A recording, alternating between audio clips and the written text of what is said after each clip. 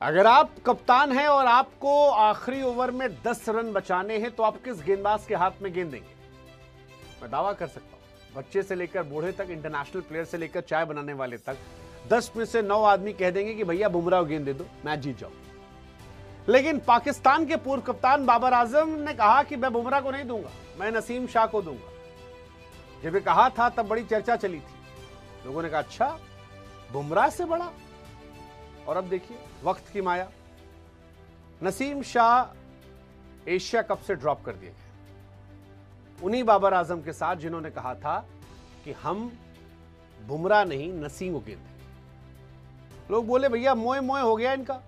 वैसे मोए मोए तो हुआ है, क्योंकि न बाबर, न रिजवान, न नसीम, ये तीनों नहीं रहे।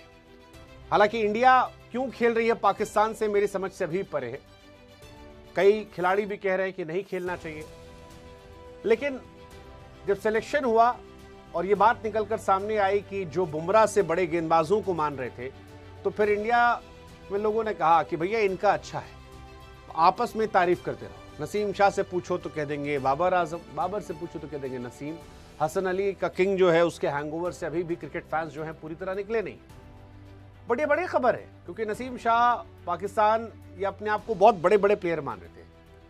फिर टेस्ट में डाउनफॉल आया, लोगों ने कहा कि यार T20 फॉर्मेट में they are good team, but आज T20 में भी अगर इनकी रैंकिंग देखेंगे तो फिर वही गाना इनके लिए याद आएगा कि सपना टूटा है दिल मगर जलता है, हाँ थोड़ा दर्द हुआ फिर भी चलता है। जसप्रीत बुमराह से बड़ा गेंदबाज नसीम शाह को बताया जा रहा था, और आज ना नसीम है, ना बाबर है, ना रिजवान है।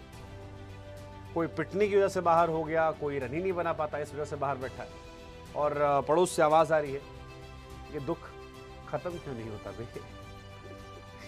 हाँ सच है यार, मतलब जसप्रीत बुमराह अनडाउटेडली किसी भी क्रिकेट फैन से पूछो, मैंने इंग्लैंड जाकर कम से कम 10-12 खिलाड़ियों का पॉडकास्ट किया, और वो बड़े बड़े प्लेयर थे।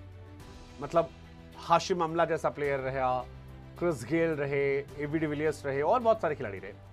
उन सब की तरफ से जब आप पूछो कि greatest bowler right now, they all used to say it's Jasprit Bumrah, कोई नहीं है दूर दूर तक। लेकिन बाबर नसीम शाह को कह रहे थे, और आज देखिए T20 फॉर्मेट जो सबसे तगड़ा फॉर्मेट जिसके लिए आए थे, देखो टेस्ट क्रिकेट में नसीम शाह एवरेज बॉलर है, एवरेज बॉलर। पाकिस्तान ने बीते कुछ सालों में टेस्ट में थोड़ा बहुत जो अच्छा किया है वो उनके स्पिनर्स की वजह से अच्छा किया है, उनके तेज गेंदबाजों ने कुछ नहीं किया, उनसे गेंद नहीं फेंकी आती। बट T20 में भी उनका सिलेक्शन ना होना, दैट डिफाइंस कि इस वक्त वो किस दौर से गुजर रहे हैं। और इसीलिए इंडिया में बार बार सवाल उठ रहा है कि इंडिया क्यों खेल रही है।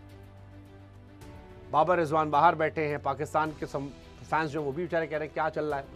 किसी ने एक बड़ा अच्छा मीम बनाया कि सीनियर खिलाड़ी होने चाहिए थे, अगर सीनियर खिलाड़ी होते तो प्रेशर में शायद संभाल लेते टीम को। फिर किसी ने बॉल में धीरे से कहा कि भाई साहब संभाला था कभी, और फिर सब मुस्कुरा के आगे बढ़ दी।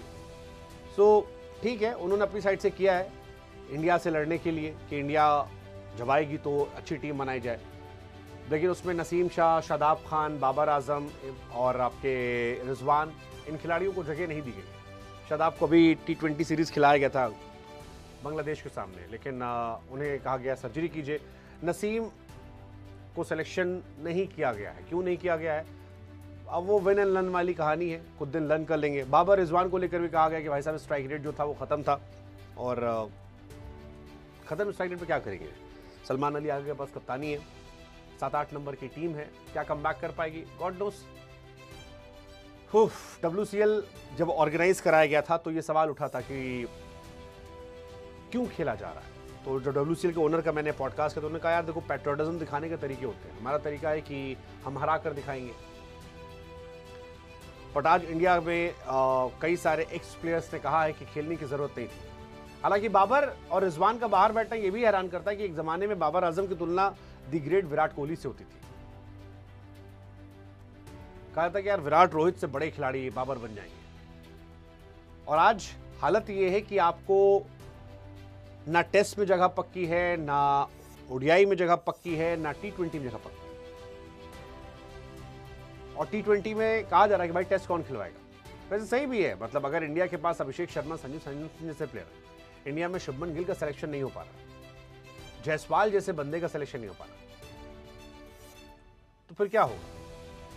वैसे मेरे हिसाब से एशिया कप में इंडिया का जो असली मुकाबला है वो अफगानिस्तान से।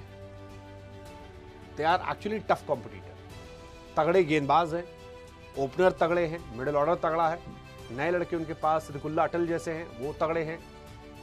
सो वो बड़ा जबरदस्त रहने वाला है। मुझे लगता है इंडिया का सबसे तगड़ा कॉम्पिटिटर जो है एशिया कप में, that is Afghanistan, then Sri Lanka, then most probably शायद पाकिस्तान एंड बांग्लादेश। हाँ, यही शायद मेरे हिसाब से। आप बताओ ना यार कि इंडिया का सबसे टफ कॉम्पिटिटर कौन है? मुझे लगता है अफगानिस्तान, बिकॉज एक उन्होंने इंडिया को हराया नहीं है, they desperately want to win against India. Second, उनकी बॉलिंग बहुत तगड़ी है, दे हैव नूर अहमद, उनके पास गजनफर है, फास्ट बॉलिंग भी उनकी ठीक हो गई है, they have good allrounders, opening में अच्छा है, गुरबाज, जादरान, सिद्दीकुल्ला अटल। सो पावर पैक टीम है, unlike Pakistan. And again it's a theory यार, अब पाकिस्तान की इकॉनमी की तरह क्रिकेट भी खत्म हो गया, sad for them. But again, क्या इंडिया को खेलना चाहिए? मतलब I am quite uncomfortable making this video, but India खेल रही है, चर्चा चल रही है तो बनाना पड़ रहा है। What's your take? Let us know, बताइए आप।